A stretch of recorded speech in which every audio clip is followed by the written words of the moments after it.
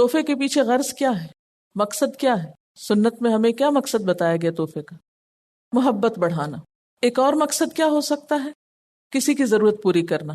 مثلا آپ کا کوئی بہن بھائی ہے، ضرورت مند ہے، جسے پیچھے کہا نا آت ذی القربی، ان دو مقاصد کو پورا نہیں کرتا اور تحفہ دیتے وقت ایک گھٹن اور پریشانی کا شکار ہوتا ہے کہ ہائے اب مجھے دینا پڑے گا، اور پھر کون سی چیز اس کو دینے پہ مجبور کرتی ہے؟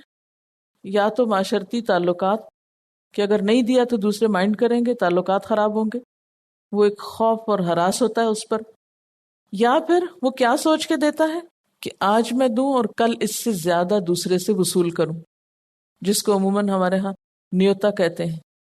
شادی بیاہ کے موقع پر عموماً لوگ جو کچھ دیتے ہیں وہ اسی زمرے میں آتا ہے، کیا سوچ کے دیتے ہیں واپس ملے گا، اسی لیے لینے والے بےچارے لکھ لکھ کے تھک جاتے ہیں، باقاعدہ کاتب بیٹھے ہوتے ہیں، ایک ایک چیز کو گن گن کے لکھ رہے ہوتے ہیں، اور پھر وہ لسٹیں سنبھال سنبھال کے رکھی جاتی ہیں ساری زندگی کہ اس کو واپس کس طرح لوٹانا ہے۔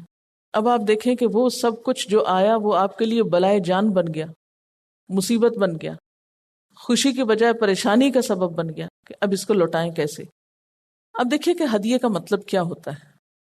ہدیے کا لفظ جو ہے یہ ہے دال یہ سے ہے، لفظی معنی کیا ہے؟ لطف و کرم کے ساتھ کسی کی رہنمائی کرنا، اسی سے لفظ الہدا بھی بنا ہے اور اسی سے لفظ ہدیہ بھی ہے، جس کا مطلب کیا ہے؟ وہ تحفہ جو بغیر معاوضے کے دیا جائے، وہ تحفہ جو بغیر معاوضے کے دیا جائے، یعنی اس پر پیسے وصول نہ کیے جائیں۔ تو علم بھی ایک ہدیہ ہی ہے نا۔ اسی طرح تحفہ بھیجی ہوئی سوغات جو ہے اس کو ہدیہ کہتے ہیں۔ آپ دیکھیے کہ تحفے کے معنی پھر کیا ہوئے، یعنی تحفے کی جو روح ہے وہی کیا ہے کہ معاوضے کے بغیر، صلے کے بغیر، اجر کے بغیر دی ہوئی چیز۔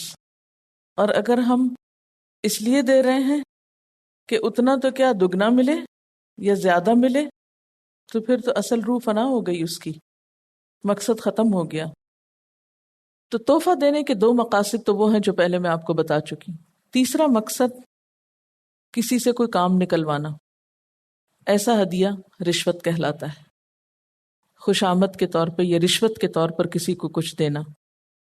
آپ صلی اللہ علیہ وسلم نے فرمایا تہادو تحابو، ایک دوسرے کو ہدیے دو، اس سے تم باہم محبت کرو گے۔ یعنی جس طرح سلام کرنا اور کثرت سے سلام بھیجنا ایک دوسرے کو آپس میں محبت کا سبب بنتا ہے، تعلقات کے اچھے ہونے کا سبب بنتا ہے، اسی طرح تحفے بھی محبت کا ذریعہ بنتے ہیں۔ اسی لیے ہم دیکھتے ہیں کہ جب تحفے کے لیے لفظ تحیہ استعمال ہوتا ہے تو اس میں سلام کا معنی بھی پایا جاتا ہے اور تحفے کا معنی بھی پایا جاتا ہے۔ پیچھے آپ پڑھ چکے ہیں سورۃ النساء میں، تو اس میں قاعدہ کیا ہے؟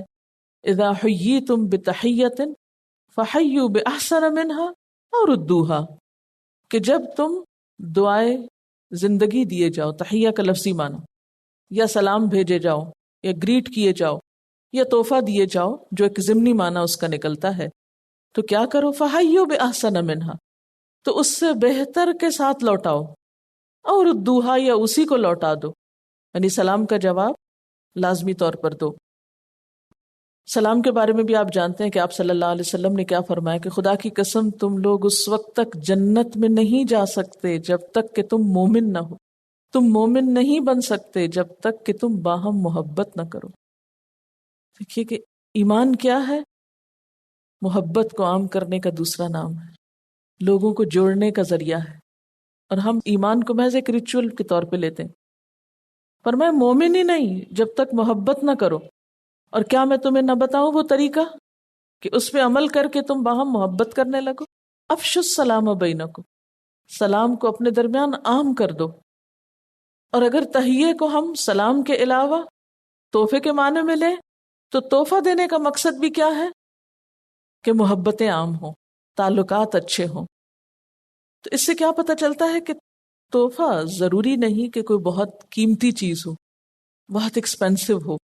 آپ صلی اللہ علیہ وسلم نے فرمایا لا تحقرن جارۃ لجارتها ولو شق فرس نشاۃ، کوئی پڑوسن اپنی پڑوسن کو حقیر نہ سمجھے، اگرچہ اس کا بھیجا ہوا ہدیہ بکری کا آدھا پایا ہی کیوں نہ ہو.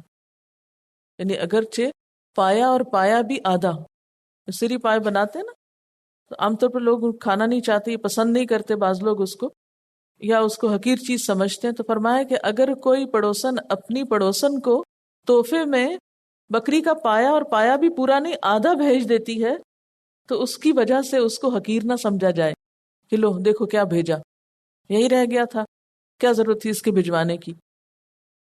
حضرت ابو ہریرہ رضی اللہ تعالی عنہ بیان کرتے ہیں کہ رسول اللہ صلی اللہ علیہ وسلم نے فرمایا، اگر مجھے ایسی دعوت میں مدعو کیا جائے جہاں ضیافت کا سامان ایک دستی ہو یا ایک پایا ہو، دستی کیا آگے والا پایا، تو میں اس دعوت کو بھی قبول کروں گا، اور اگر مجھے ایک دست یا ایک پایا بطور ہدیہ دیا جائے تو میں اسے بھی قبول کروں گا. یعنی اس میں ایک اور بات یہ پتہ چلتی کہ دعوت بھی قبول کرنی چاہیے اور تحفہ بھی قبول کرنا چاہیے. یعنی اگر آپ کے پاس کوئی شخص ایک پایا یا پائے کا بھی آدھا ٹکڑا تحفے کے طور پہ بھیجتا ہے، تو اس بنا پر آپ بھیجنے والے کو حقیر نہ سمجھے کہ اس نے تو میری شان میں گستاخی کی یہ چیز بھیج کر. نہیں، کچھ بھی بھیجے، یعنی تحفہ خواہ چھوٹا ہو یا بڑا ہو، اس سے دینے والے کی محبت کا اندازہ ہوتا ہے، اور محبت بڑھانے کے لیے اس کا قیمتی ہونا ضروری نہیں ہے. یعنی کسی کی محبت کو مال سے مت تولیں. چھوٹے تحفے کو بھی اتنی ہی خوشی اور قدردانی کے ساتھ قبول کریں جتنا آپ کسی بڑی سے بڑی قیمتی چیز کو قبول کرتے ہیں. اس وقت ہمیں اور کوئی نہیں دیکھ رہا ہوتا، ہمارا معاملہ کس کے ساتھ ہوتا ہے؟ اللہ تعالیٰ کے ساتھ. تو جب اللہ تعالیٰ کے ساتھ معاملہ ہے تو وہ دیکھ رہا ہے کہ ہم کسی شخص کو کس بنا پر اہمیت دے رہے ہیں، یا اس کی قدر و قیمت جانتے ہیں، اس کے مال کی وجہ سے یا اس کے خلوص کی وجہ سے. کیونکہ تحفہ تو دراصل خلوص کا اظہار ہے یا کہ مال کا اظہار؟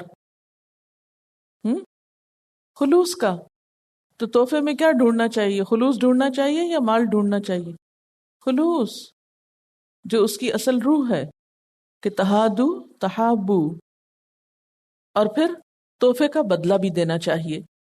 حضرت عائشہ رضی اللہ تعالی عنہا بیان کرتی ہیں کہ رسول اللہ صلی اللہ علیہ وسلم ہدیہ قبول فرمایا کرتے تھے اور اس کا بدلہ بھی دیا کرتے تھے، اور تحفہ دے کے واپس لینا انتہائی ناپسندیدہ. حضرت ابن عباس بیان کرتے ہیں کہ رسول اللہ صلی اللہ علیہ وسلم نے فرمایا، ہبا کر کے واپس لینے والا اس کتے کی طرح ہے جو قے کر کے اس کو چاٹ لے، یعنی خود ہی وامٹ کر کے خود ہی اس کو دوبارہ کھا لے. اسی لیے ہم دیکھتے ہیں کہ آپ صلی اللہ علیہ وسلم نے ہدیے کی چیز کو دوبارہ خریدنے سے بھی منع کر دیا. حضرت عمر بن خطاب بیان کرتے ہیں کہ میں نے ایک گھوڑا راہ خدا میں سواری کے لیے دیا، گھوڑا جس کے پاس تھا اس نے اسے ضائع کر دیا، دھیان نہ رکھا، اس کا وقت پہ کھلایا پلایا نہیں.